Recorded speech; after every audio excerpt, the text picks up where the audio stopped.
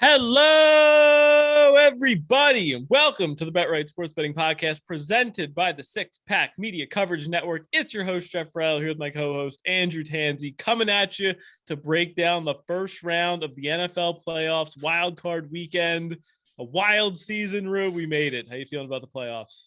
Super excited. It's a weird feeling not having a full slate and just confined to these, 6 games. But it's exciting. We get to see every game in detail this weekend. And, it's been a great season so far. Hopefully we carry it over into the playoffs. Yes, absolutely. Yeah, some of these playoff matchups are going to be must-see TV. I cannot wait. But before we get to that, let's break down how we did in Week 18 and just wrap up the regular season.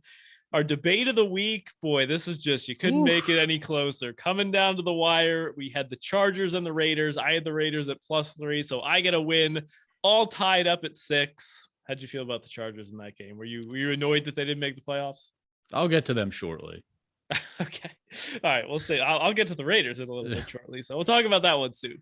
Favorite bets of the week. We both took losses. Unfortunately, it was a little bit tough with Week 18 to try and get creative. I know I went Chiefs first half.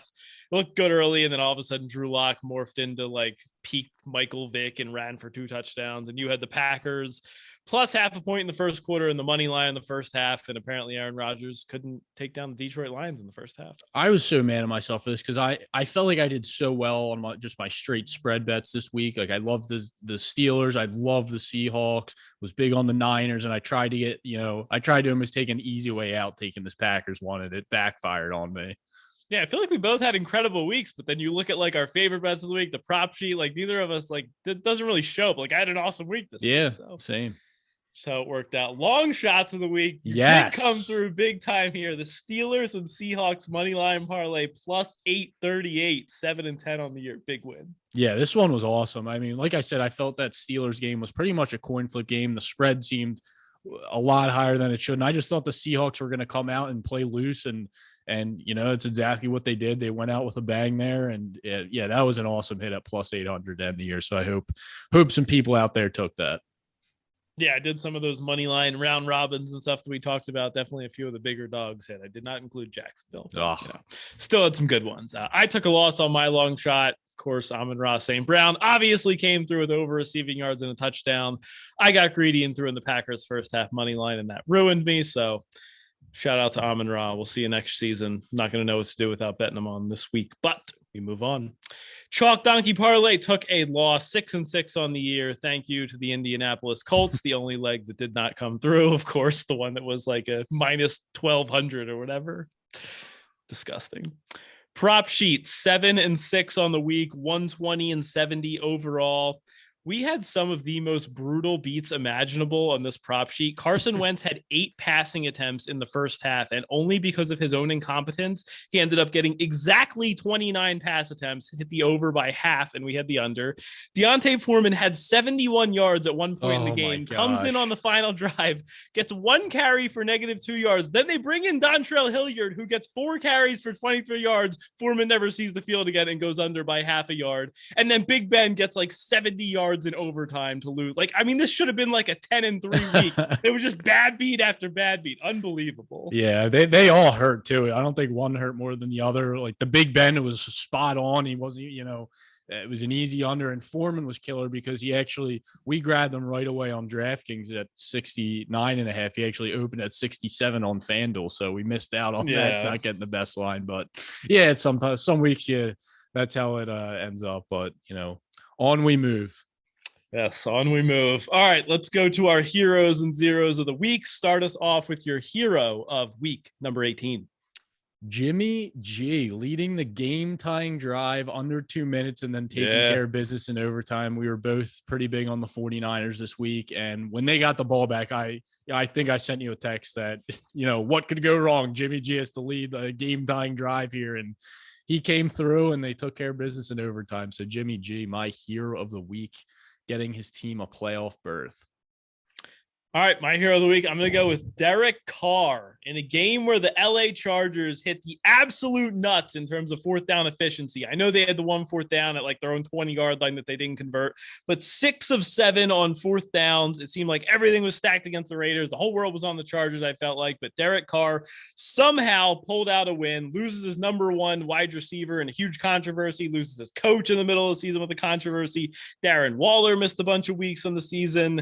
It was just a total mess. And the fact that Derek Carr somehow willed this team into the playoffs with little to no help around him, very, very impressive. 4,800 passing yards on the season, and the Raiders got their first playoff berth since 2016. So Derek Carr, my hero of the week, and tied up our season-long debate record for me.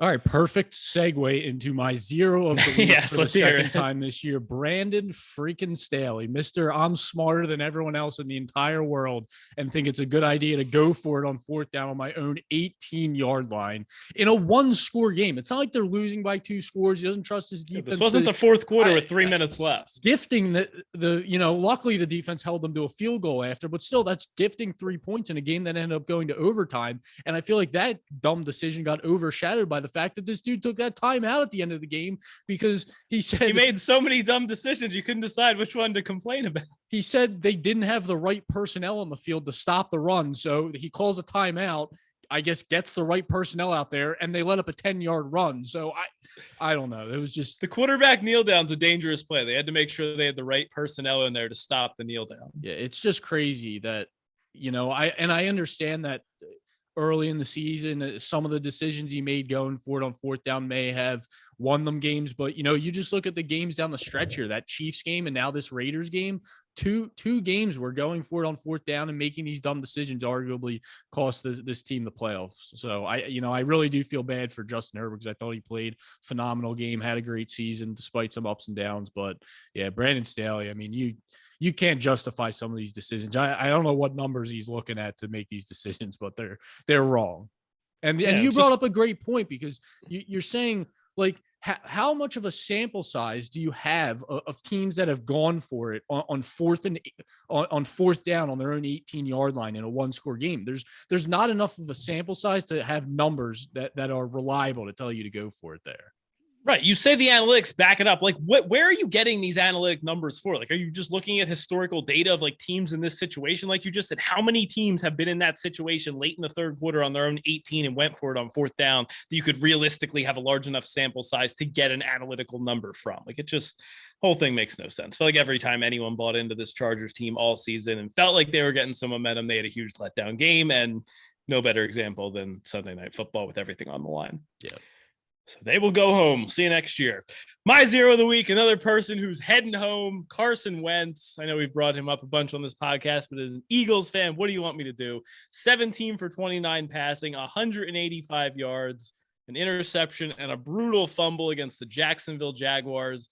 2 weeks ago, this team still had a shot to win the AFC South and realistically compete for the 1 or 2 seed in the AFC.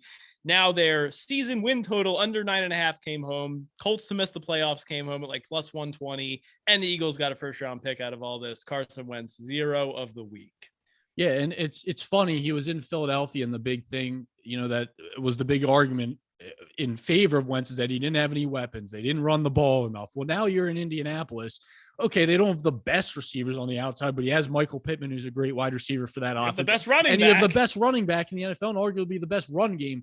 And anytime they needed Wentz to do anything, I feel like all these games, like you look at the Tennessee games and out, he's always turning the ball over, making dumb mistakes, just can't come through. So, and it's just, as an Eagles fan, it's just so satisfying to see that this guy goes to a playoff team last year and now comes and they miss the playoffs, and then you have Hurts take over in Philly and take the Eagles to the playoffs. So it's just love to see it. Yeah, love to see it as an Eagles fan. Sorry if you're a Colts fan. Yes, we do apologize, but yes. Enjoy Carson Wentz. You get that. All right. Thank you for the first round pick. Yes, we will put that to good use for you. Wow. Don't jump the gun there. All right. I don't want to give Howie too much credit. Yeah. He's done good this year, but we'll see what he does in the draft. All right. Tip of the week. Do you have anything for us? No, you've been carrying the load here. What do you got? All right. Don't worry. I got you.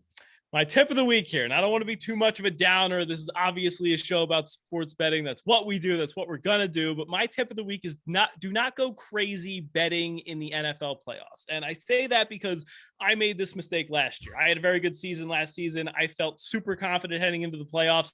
I tried to up my unit size, finish off the year even stronger. I had a ton of money on the Packers to win the NFC. And unfortunately, I gave back not a ton, but I gave back some of my winnings that I worked hard to get in the regular season.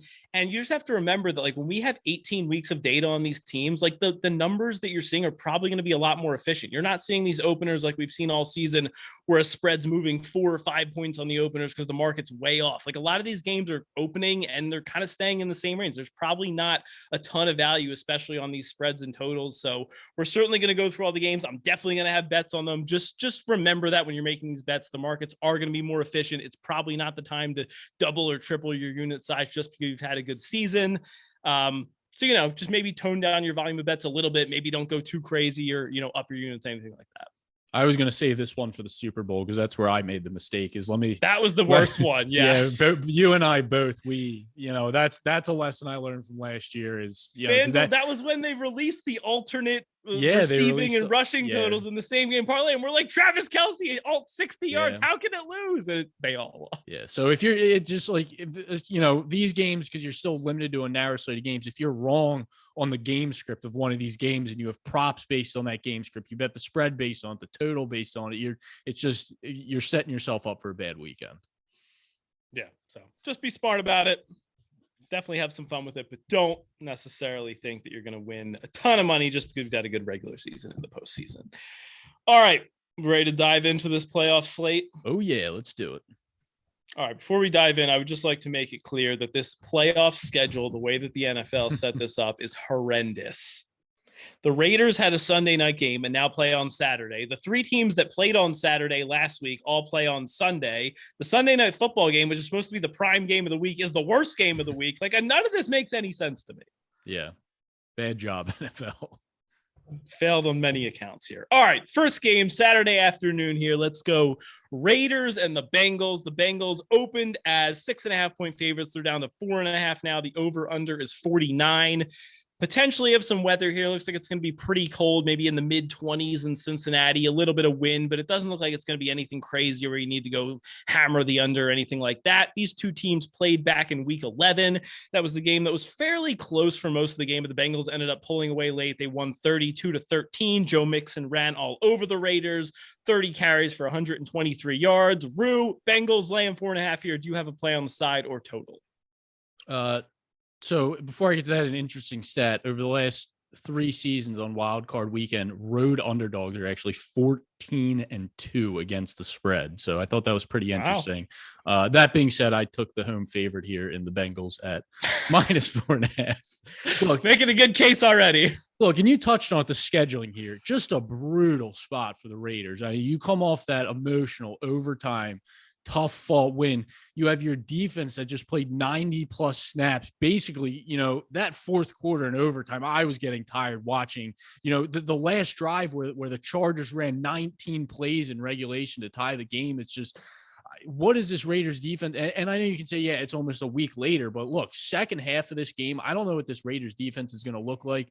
And the Bengals also had like a bye week. Essentially. Yeah, well, they didn't play anybody. Yeah, so there's just, there's a huge rest advantage here for the Bengals players. Obviously the big concern here is the Bengals offensive line, which we talk about every time we touch on this team. Bengals are 1-4 in games where Burrow's been sacked 5+ times. But again, how much is this Raiders pass rush going to have in the second half if this does?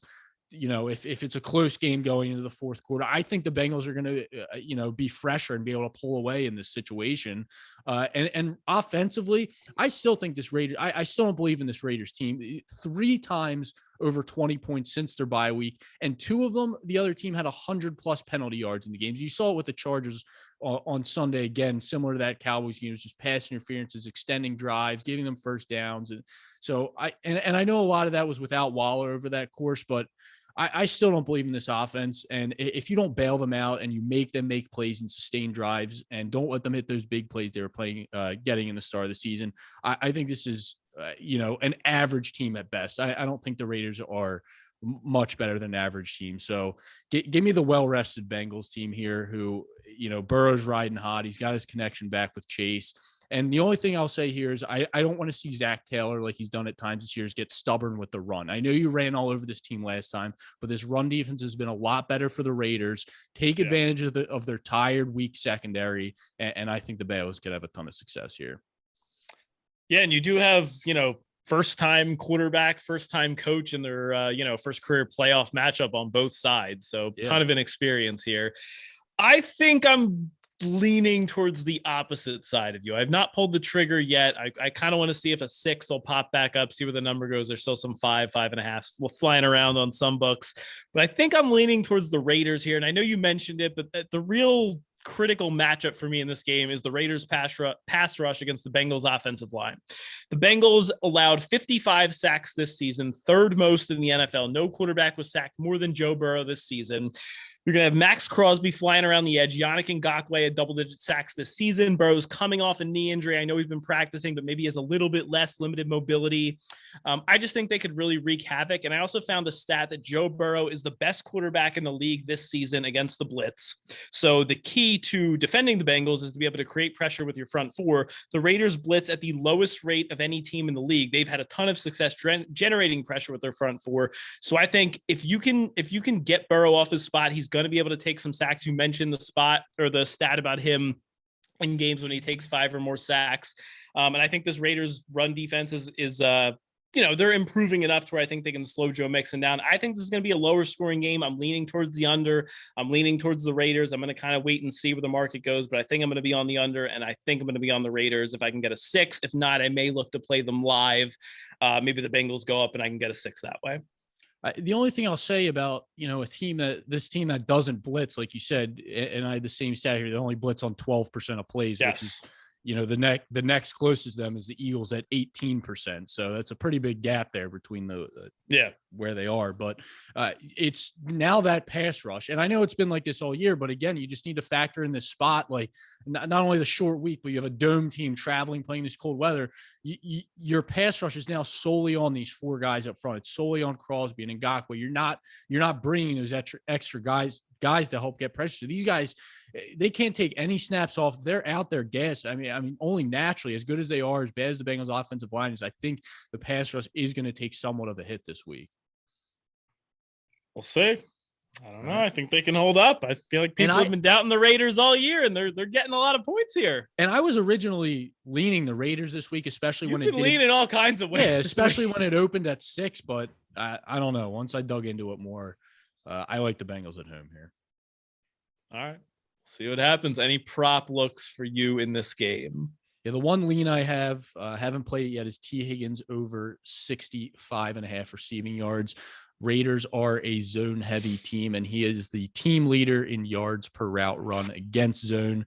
He has gone over this total in 4 out of his last 6 games, with 3 games over 100 yards. So currently leaning there, and will probably play that. Just want to confirm how bad, like a lot of these games, you're hearing stuff about weather. I just want to get close to the games and see the wind situation and all that.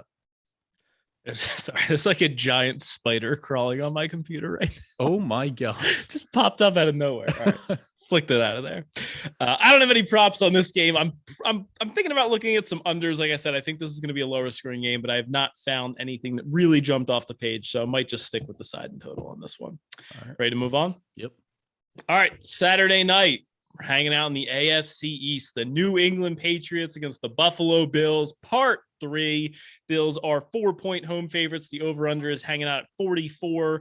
It's going to be a cold one in Buffalo. No surprise. The temperatures are going to be in the single digits. I'm seeing about 5 degrees. A little bit of wind. I don't think there's going to be any crazy amount of wind or snow like we saw with the first time these two teams met. Like, there's going to be weather, but I don't think it should be totally impactful. The 2 times these teams have played this season, Bills closed -3 in Buffalo in week 13. That was the epic snow game. They lost 14-10. They then played 2 weeks later in New England. The Patriots were around -1. Won the game. The Bills won the game 33-21. No real injuries here. I think Damian Harris has been limited in practice this week. I would expect him to go. He's kind of been on the injury report for the last few weeks, but hasn't missed a game. So for me, I think this is going to be a Patriots or pass. I kind of want to wait and see if a 4.5 comes back. It looks like 4s are across the market right now. I just can't really make a case why the Bills should be laying this many points. I know it's Mac Jones. He's a rookie quarterback. It's his first playoff game, but still Bill Belichick. I think he can force Josh Allen into a couple turnovers. I really haven't liked what I've seen out of Josh Allen in these past few weeks, even against these teams like the Jets and the Falcons. He's so prone to turnovers. Like the Falcons defense isn't good enough to capitalize on them, but he's making turnover worthy plays all over the field. And I think the Patriots can capitalize on them. So for me, this is going to be Patriots or pass. I think I'm going to wait and get a 4.5 and play the New England Patriots. Where are you at here?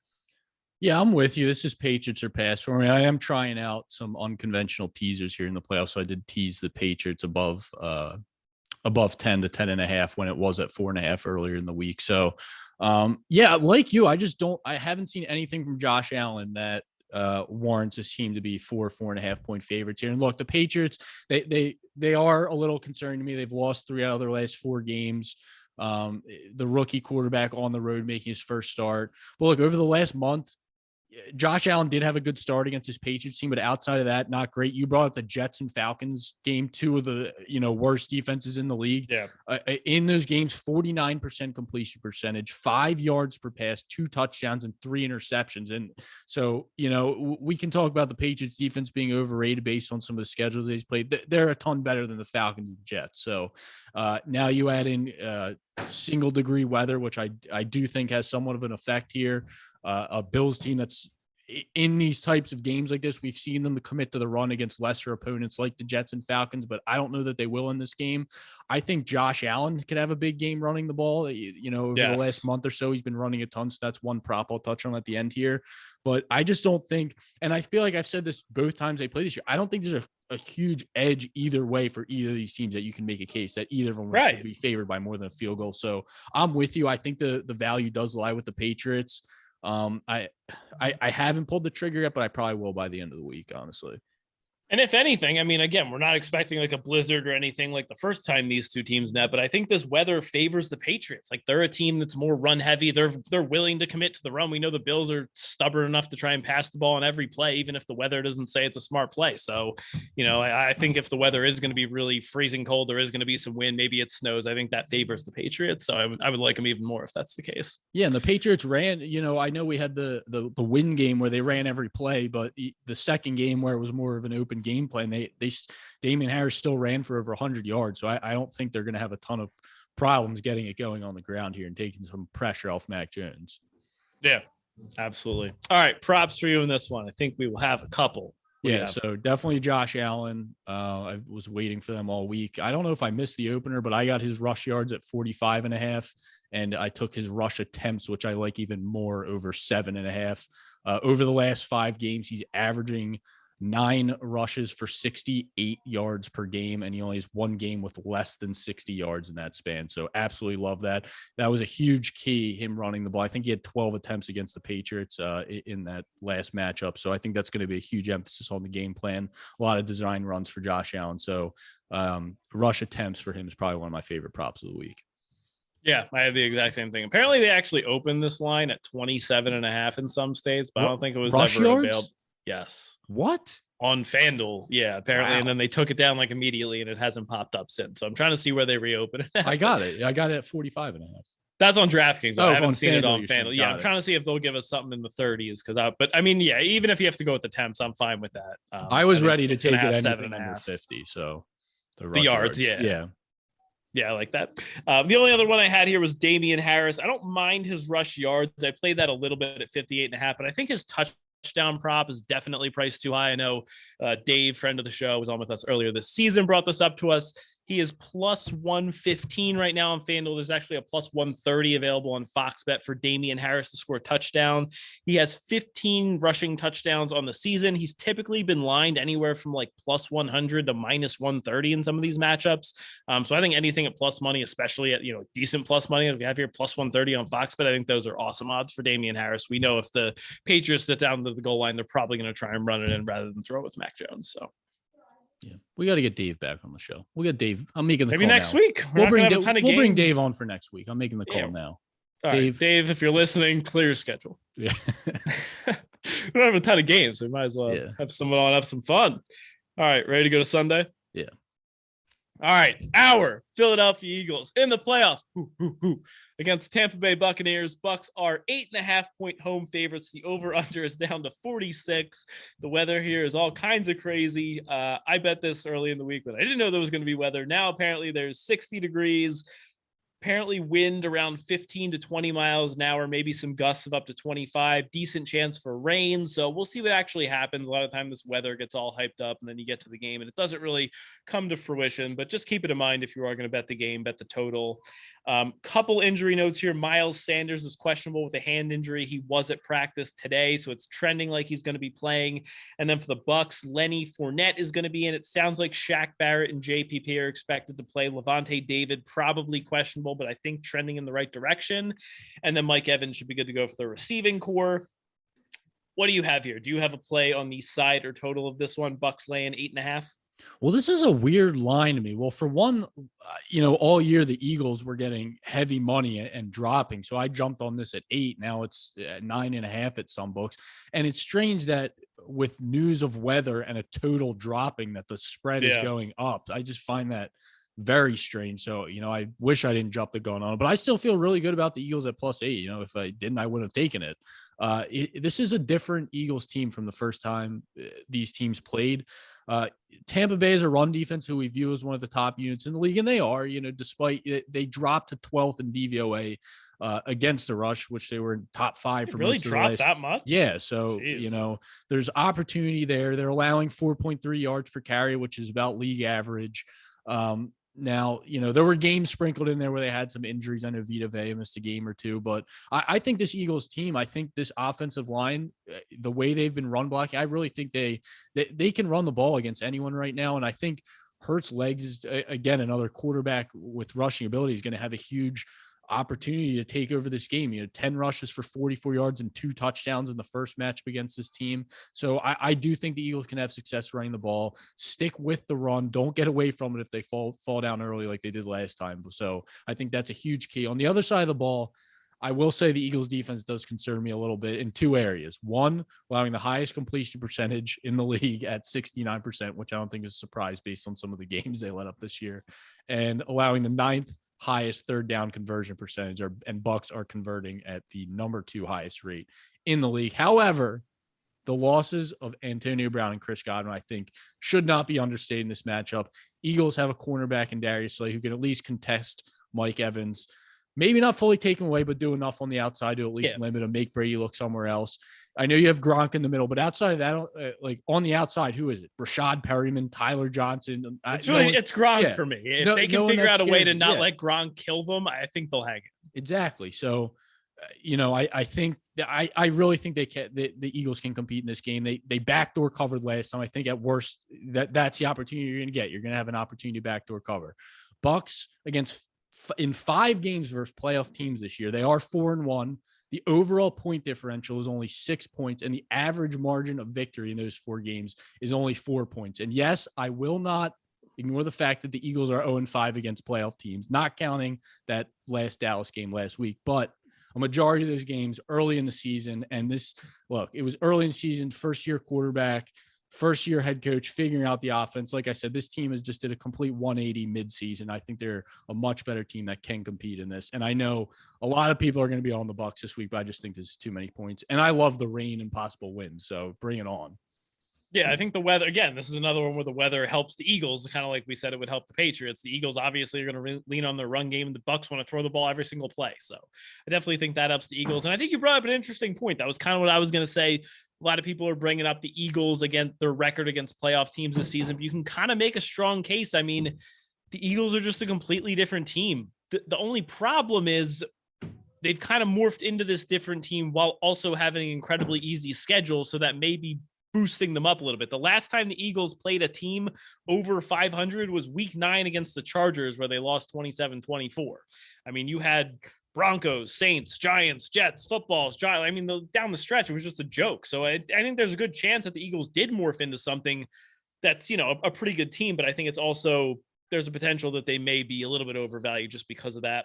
I think I'm going to be on the Eagles with you here. My favorite play right now is the over and the Eagles team total over. So I grabbed this at 49 before all this weather craziness came in. So I'm definitely looking at doubling down now, assuming we get the Sunday. It doesn't look too crazy. I just think this total is too low. The Bucs have an awesome offense, number 2 in the NFL, scoring 30 points per game. Outside of that disgusting, game where the Saints shut them out, they have 41, 28, 32, 33, 30, 38 over the last 6 games. That's included against a couple good defenses like the Bills, the Colts, the Panthers. So I think the Bucs get to 27, 28 points here. Maybe even 30 plus. Now the Eagles have scored 20 plus points in 15 of their 17 games. I think this is a pretty underrated offense. They put up 34 on the Giants, 33 on the Jets. They still scored a decent amount against some of the playoff teams that they played. They put up 40 on the Saints, 30 against Kansas City, 22 against this Tampa team before. So I like the over 49. I definitely like it at 46. And I also like the Eagles team total over 19.5. I could easily see them getting to 23 to 24 points here. Maybe we get a 28-24 Bucs win. Eagles cover, over comes home. Everyone goes home happy. It just comes down to the defense for me. If this defense can do enough to hold them, I think the red zone defense is going to be key. Yeah, even under 30 points. Like even if they allow 28 points, I'll consider that good because, like you said, I have enough confidence in this offense where I think they can put up 20 plus points here. Yeah, I agree. And if you can, hold them to a few field goals on a few drives instead of letting them get in the end zone, I think that'd be huge. Yeah. Props for you in this one. I have a couple. Yeah, so I will be looking at Hurts rush yards. Like I said, they're at 49.5 right now on DraftKings. I want to see if where some other books open up, see if we can get a few yards discount. I'll also be looking at his rush attempts as well, somewhere in that 7.5, 8.5 range. Totally agree on that. Wrote down the exact same thing. Ankle injury should be fully healed up now. He went 10 for 44 against Tampa in the first matchup. I think he's going to have to use his legs as much as possible. So I'm like, I'm going to wait and see if I can find like a 46.5. And then I'm also going to look at Jalen Hurts touchdown. This is, I believe it's up to plus 230 on FanDuel right now. It opened at plus 180. It's now plus 230, I guess, because the total dropped. I think this number is absolutely insane. Jalen Hurts has 10 rushing touchdowns in 15 games this season. No, I guess it is 16 because they didn't play the last one out of 17 games. Mental math. Got it. But he scored 2 against, because Minshew started a game. Minshew started another game. Come on. Somewhere between 1 and 17 games played, he scored 10 rushing touchdowns, 2 of them against the game in Tampa, and he was pretty much lined between plus 120 and plus 150 to score every single week this season. So I see no reason why he's going to be up to plus 220 now, especially if Miles Sanders plays, because Miles Sanders is not allowed to score a rushing touchdown. It's actually in his contract that they're not allowed to give him the ball at the goal line. So I can pretty much guarantee you Hurts will score if Sanders is in there and they're on the 1 yard line. The Eagles would lose this game on purpose before they gave Miles Sanders a touchdown. Oh, yeah. 4th and goal, games on the line. They're down by 4 points. Sanders is in there. They just take a knee and let the clock pretty run much, out. yeah. Unbelievable.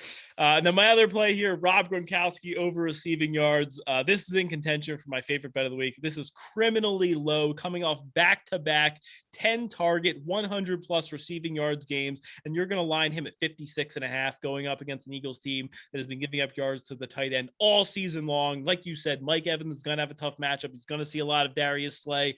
Gronk over the middle is going to be eating this defense alive. The Eagles do not have the safeties to contain him. I think Gronk's going for, honestly, I was expecting this to be like 68.5. So anywhere in the 50s, I think is an absolute steal.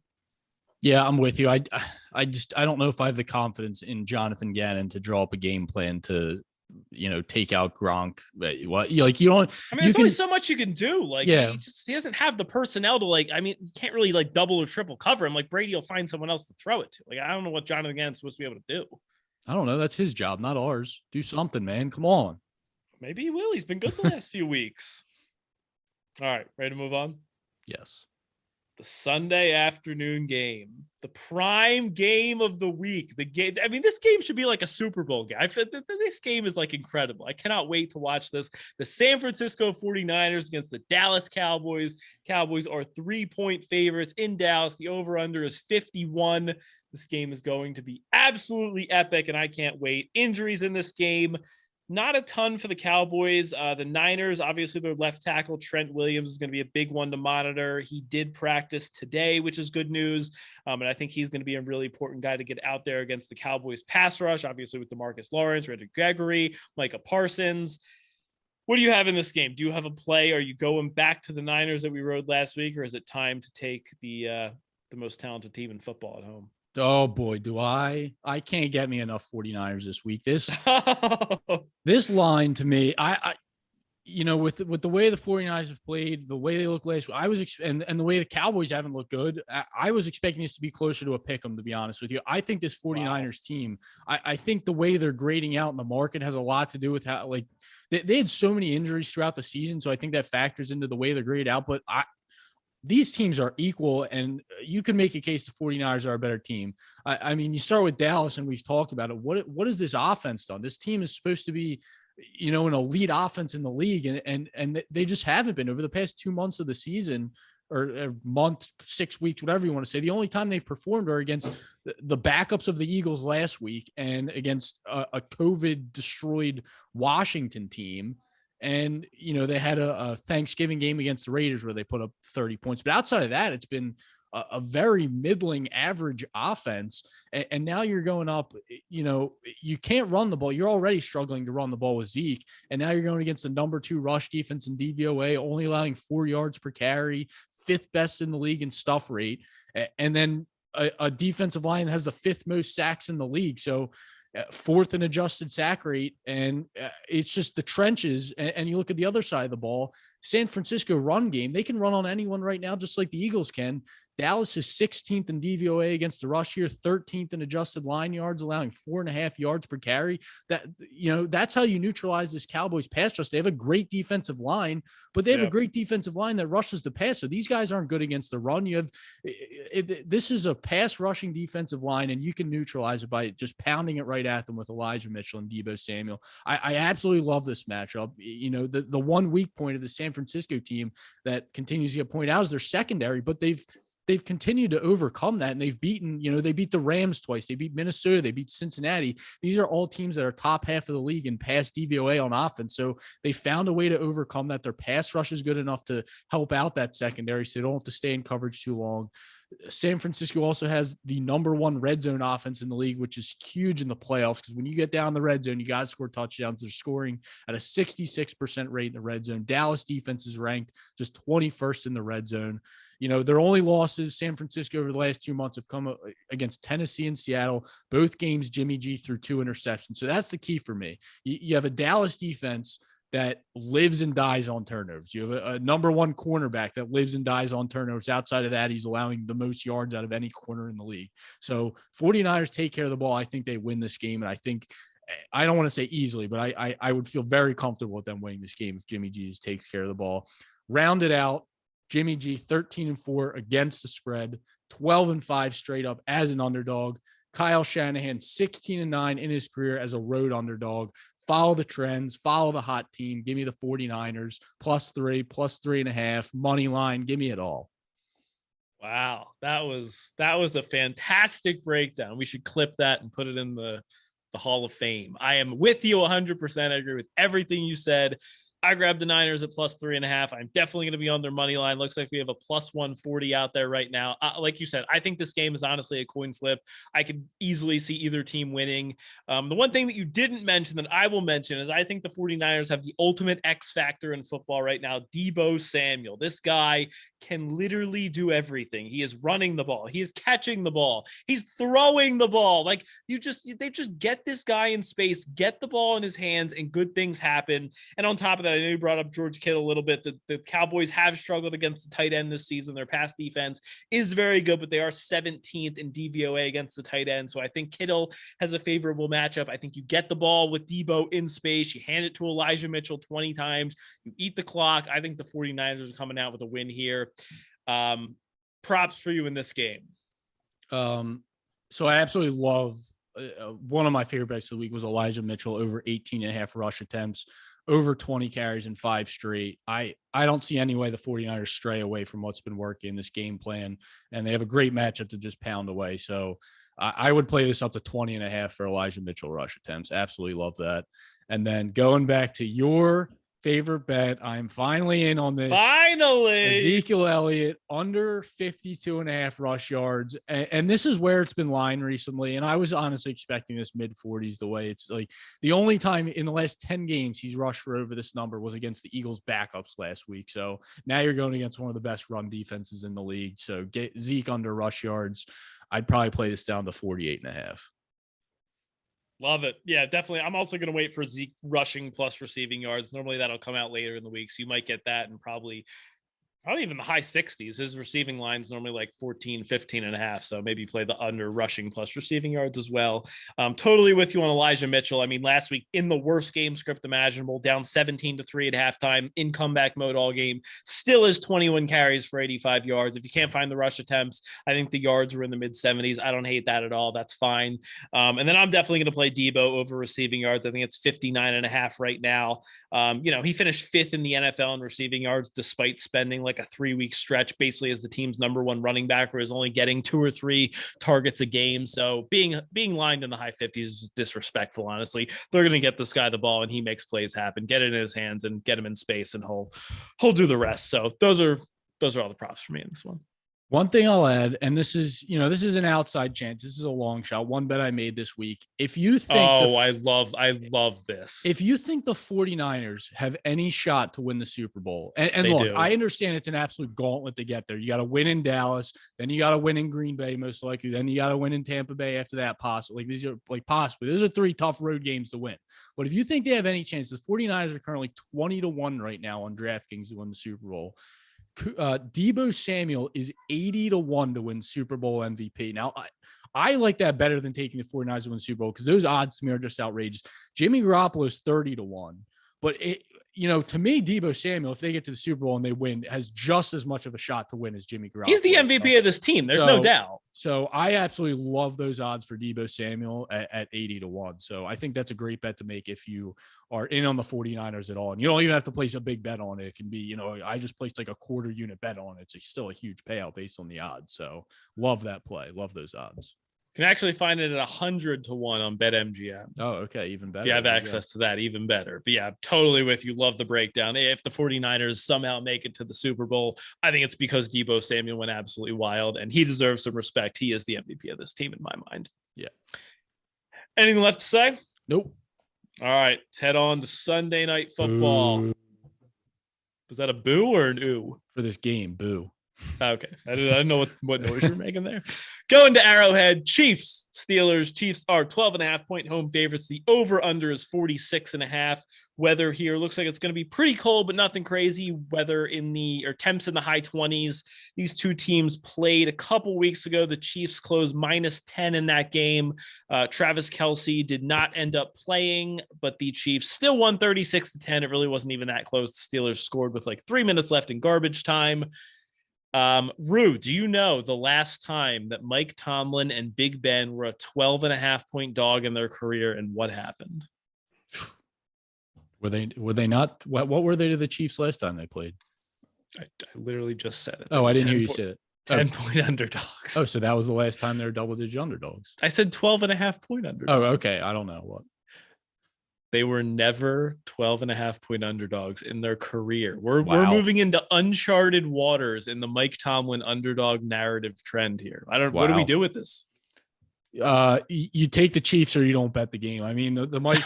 There's no Mike Tomlin underdog. We took our last one last week. I said I'm going out high last week on the Mike Tomlin underdog trend. Well, we didn't think the Steelers were going to be here this week. Yeah. Look, you're not playing Tyler Huntley. You're not playing the Browns and a broken and beaten down Baker Mayfield. This is as inconsistent as this Chiefs offense has been. It's just, we saw it last time these teams played. The Chiefs are just a different class than this Steelers team. Despite the Chiefs not looking great last week, but I feel like they were already kind of looking ahead to the playoffs the way they played that game last week. I expect them to be pedal to the metal here. And I feel like I spent 10 minutes talking about the other games and I didn't put that same effort into this game because I don't think the Steelers have an outside shot to win here. So are you laying 12.5 with the Chiefs, or you're just saying you would never bet the Steelers here? I'm on the fence of laying it. I did put them in my unconventional teaser with the Patriots and tease them down to 6.5. So under under a touchdown there, which I like. But if you were making me bet this game, I would absolutely lay the points with the Chiefs. I'm with you. Totally agree. I don't mind the Chiefs in an unconventional teaser if you get a good price on it. Would never bet the Steelers here. I mean, I'd need at least like 14.5 to even consider it. I haven't laid 12.5 with the Chiefs, but if you made me do it, I would bet them. The Steelers are normally a pretty bad team in the first half, but if they did somehow get out to a lead and you were able to get the Chiefs at like -9.5, -8 live, something like that, that's something I would definitely be interested in. So we'll monitor that while we're watching the game, but pre-flop, I don't think I'm going to have anything on the side or total here. Any props for you in this one? Yeah, one I'm waiting for the line for that. If I get a number, in the upper mid 30s is Big Ben pass attempts. He's averaging 42.5 pass attempps in the Steelers losses. Over, yes. Okay. Averaging 42.5 in the Steelers losses this year. Somehow his completions are posted, but they post his completions without posting his attempts. Go figure. I don't know. What are the completions? The completions were, I believe, 24.5. I guess because he throws a lot of shorter passes. So let's see. You might get like 37. Completions are 24.5. I'm looking for anything 38.5 or lower, and I'll take the over. That's probably what you'll get. So there's some props here that I think there's a ton of value on. If I do get that number, that'll be up there with those other few props I've mentioned that I love this week. All right, for me, I'm going to be looking out for Patrick Mahomes rush yards somewhere I believe I saw it at 16.5 at one point, and then it disappeared. So I brought this up on the pod last year. Mahomes runs more in big games and in the playoffs, and the numbers actually back this up. In his career, Patrick Mahomes averages 18.9 rush yards per game. He actually ran more this season than he has in any season in the past. So 18.9 in the regular season. In the playoffs, Patrick Mahomes averages 25.8 rush yards per game. So you're looking at almost 7 yards higher. And that includes 2 games last season where he essentially played with like a broken toe and he couldn't really run. I think he only had like 10 yards the one game. So we've just seen it over the course of his career. He runs in these bigger games, in these bigger spots. We know TJ Watt's going to be creating a ton of pressure on the outside. So I think if they just line Mahomes like it's any other game, I think you can take him over rush yards. This is definitely an angle I'm going to be looking at throughout the rest of the playoffs. All right. And I have one more big play in this game that I will touch on later as my long shot of the week. Okay. I'm on the edge of my seat. You haven't told me this. It's going to be exciting. All right. Monday Night Football. I believe the first ever Monday Night Football wildcard weekend playoff game featuring 2 teams from the NFC West. We have the Arizona Cardinals taking on the Los Angeles Rams. The Rams are 3.5-point favorites, over under 49.5. Couple injury notes for the Rams. Have a couple guys in their secondary out. I believe both their starting safeties are expected to miss this game. They actually signed Eric Weddle out of nowhere, out of retirement. I don't know exactly what they're expecting him to provide, but he's going to be in there. And then on the Cardinals side, DeAndre Hopkins is going to be out for this game. It sounds like Chase Edmonds, James Conner, and JJ Watt are all going to be game time decisions. I would expect Edmonds and Connor to go. JJ Watt, I really have no idea what to expect. I wasn't expecting him to even play for the rest of the season. So I don't know, maybe he's been taken. Whatever, leave him alone. So we'll see if he plays. I bet the Rams at -3 on the openers here. If -3 popped up again, I would hop on it. But at the current numbers at 3.5, at 4, this would be no play for me. Maybe I would look at the Cardinals. This got up to 4.5. But I think this has got to be -3 if you want to take the Rams. I honestly haven't loved what I've seen out of them. Stafford's definitely looked shaky. I didn't like McVay's in-game coaching at all last week. He was way too conservative, which is something we've seen from him a lot in his career. He's an excellent game planner, but in these crucial moments in the game, they had a chance to ice the game last week against the 49ers. They had the ball 1st and 10 around midfield with 1.5 minutes left.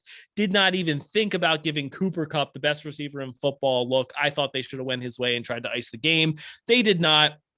But this Cardinals offense, I just don't think that they're productive enough. The loss of DeAndre Hopkins has hurt them way more than I was expecting it to this season. In games with DeAndre Hopkins on the field, the Cardinals are 7-2, averaging 29.3 points per game, is one of the best offenses in football. Without DeAndre Hopkins, Kyler just has not been the same quarterback. The Cardinals are 2-3 straight up only 19.5 points per game on offense. So I feel pretty good about the Rams winning. I think it's going to be a closer game, so I would need -3 to bet it. And I'm kind of leaning towards the under here. I don't think I just kind of mentioned how the Cardinals offense has been trending. I don't like what I've seen out of Stafford, assuming he doesn't throw a pick six. I think 49.5 is a little bit too high. I think this should probably be closer to like a 47.5. So Rams at -3 and the under 49.5 for me. What do you got? Yeah, I have nothing on this game as of now. It's just two teams I don't feel comfortable trusting. And we know what both these offenses are capable of, but you did a great job touching on, the Cardinals struggles without Hopkins. And I just don't think Stafford is someone you can trust right now, especially as, a favorite, which is why part of the reason we bet against them last week was San Francisco. Now, multiple interceptions in 3 straight games, and interception in 4 straight games. And it seems like everyone just leads to easy points for the other team. So, based on the inconsistencies on both these offenses, and now, like you said, we have guys out on the Rams in the back end here. How's that going to affect it? Are the Cardinals going to take advantage of it?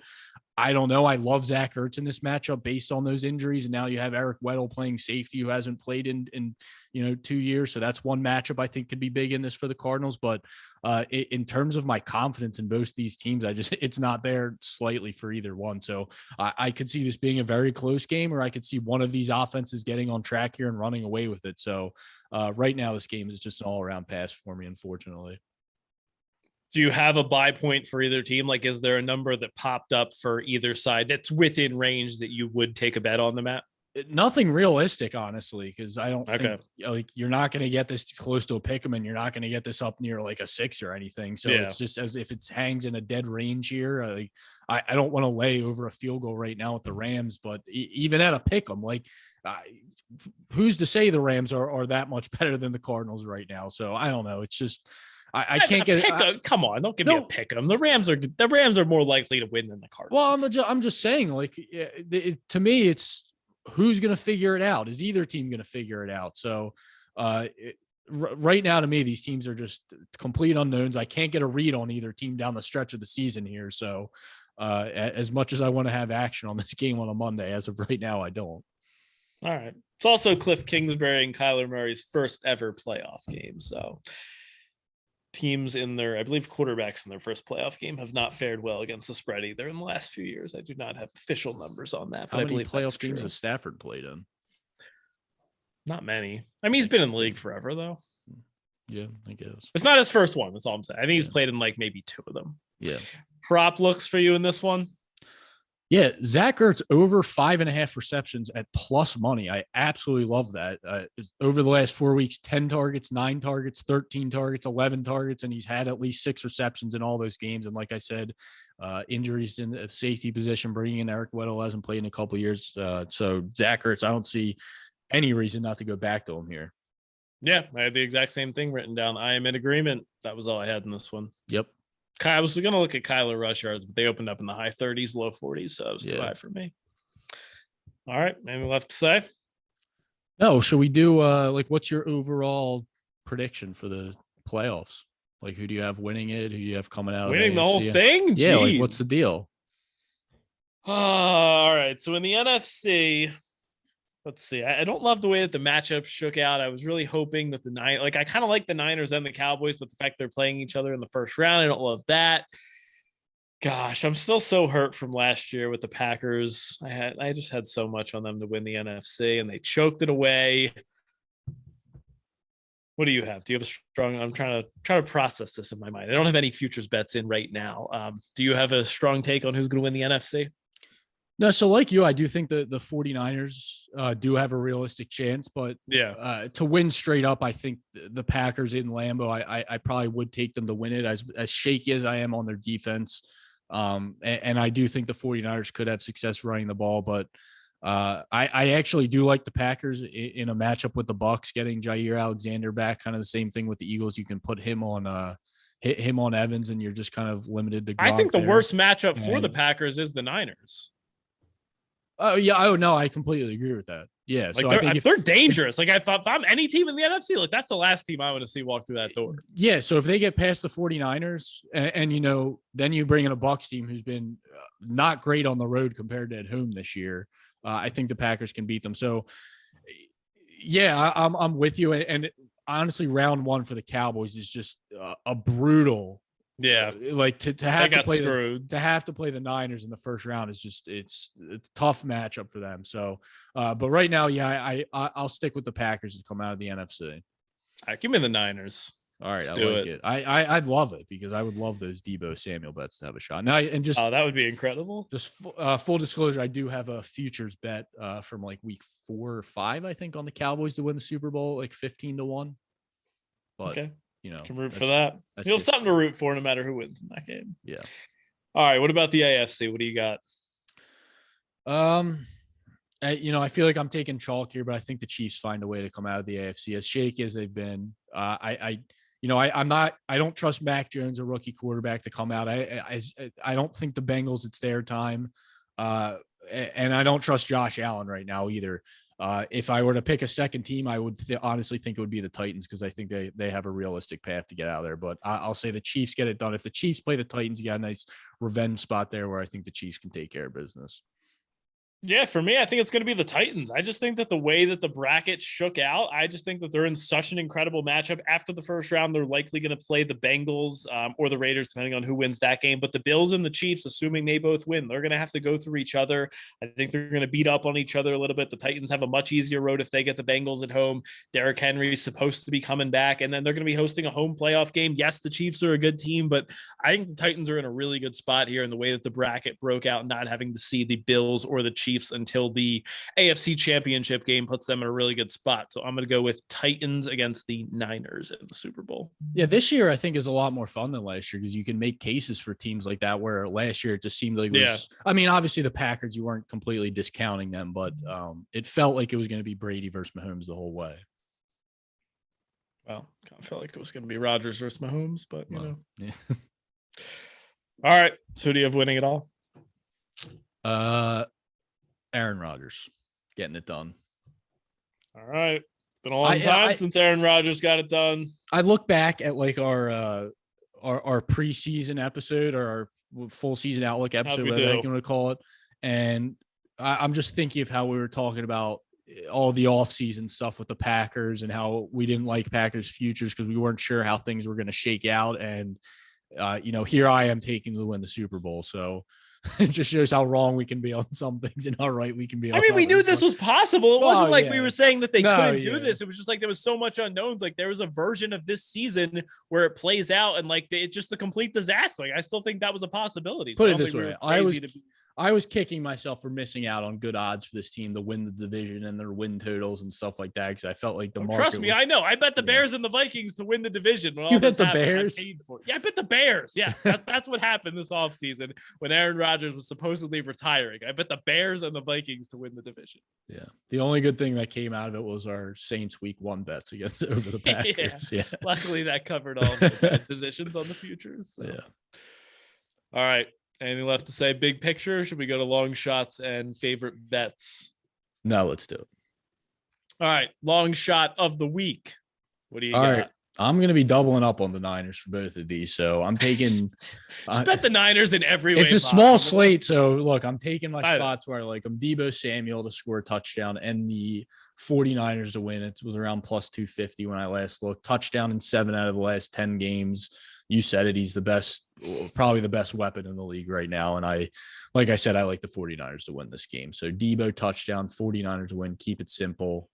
Plus 250. All right. My long shot of the week. I'm going to go with the Pittsburgh Steelers.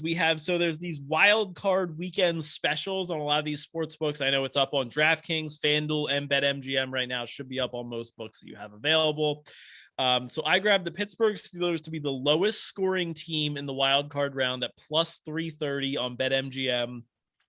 Here's my breakdown. So in teams that are playing on wild card weekend, the Steelers are by far the lowest scoring team over the course of the season. They scored 343 total points, just over 20 points per game. The next closest was the Raiders at 374, and then every other team was well over 400. So the market for this game, the Steelers are priced at plus 330. The Eagles and the Patriots are 5-1. The Raiders are 6-1. The Eagles, I kind of already touched on. I really like their team total over. They've scored 20 plus points in 15 out of 17 games. I think they're going to be able to have success running the ball. I think it's very likely the Eagles get to at least 20 plus points in this week.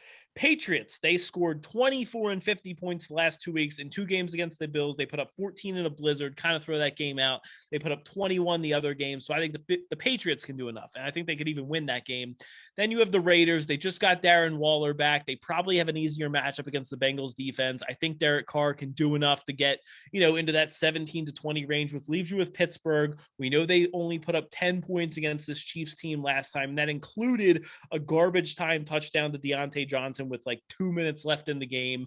So I think this price should be closer to like plus 240, plus 250. I see the Steelers scoring 13 to 16 points. That's kind of the range they've been in. Last week, they put up 16 against the Ravens in overtime. So I love it at these odds of plus 330. Steelers to be the lowest scoring team in the wild card round. All right. I like it. Like it? I would put it between them and the Raiders to be the lowest scoring, probably. I agree. I mean, honestly, if you're that nervous about it, like you bet the Steelers at plus 330, throw a little bit on the Raiders at plus 600, you're still making a pretty decent profit there. So if there is a team that you're worried about, you could bet 2 of them and still get a good price overall. What's the Steelers team total, out of curiosity?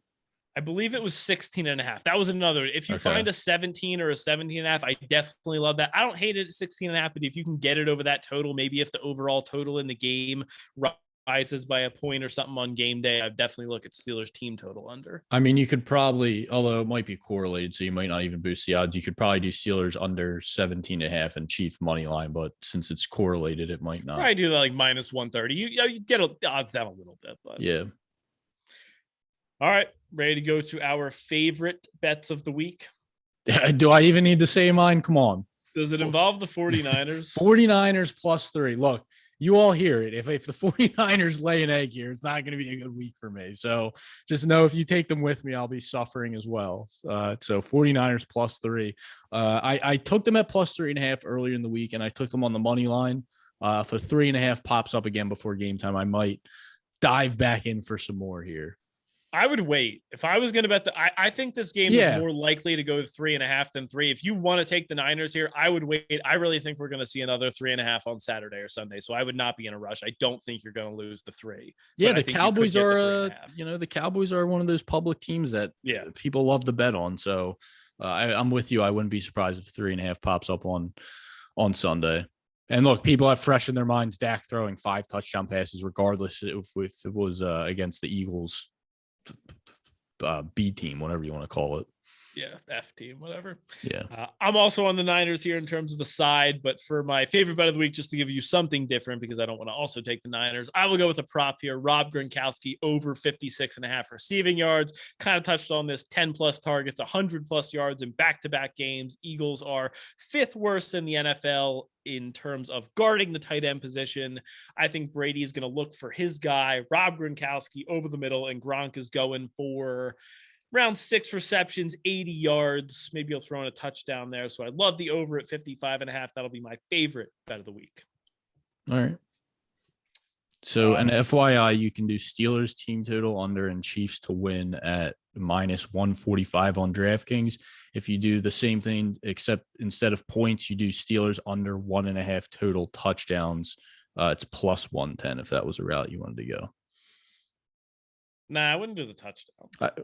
I mean, you might as well just take their team total under if you do that, because they're not going to get over 16.5 if they only score 1 touchdown. Yeah, that's true.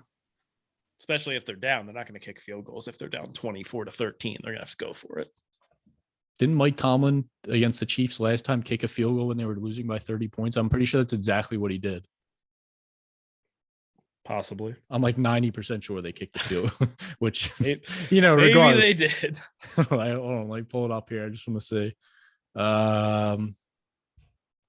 Yeah, so they were they were down 30-0 late in the third quarter and kicked a field goal, a 34-yard field goal. All right, so I take that back. Apparently that is something that's possible to happen. All right, anything left to say? Nope. We're going to put out a prop sheet on Twitter? Yeah, we'll put out a prop sheet on Saturday morning probably, so keep an eye out for that. All right, keep an eye out for the prop sheet. We probably gave you most of them on this episode since we have a lot of lines out, but we'll finalize everything up. If there's anything else that comes out, we will certainly put it on there. That's a wrap for us. That's a wrap for the NFL regular season. We are on to the playoffs. Going to see if we can finish the season off with a bang. Any questions, comments, or concerns, hit us up on Twitter at BetRightPod. The DMs are always open. Leave us a 5-star review on Apple Podcasts. Smash the like button on YouTube. The link to the YouTube video will be in the description of this podcast, as well as on our YouTube channel. From Jeff and Rue, we are the Bet Right Sports Betting Podcast, because every time you bet with us, you bet right.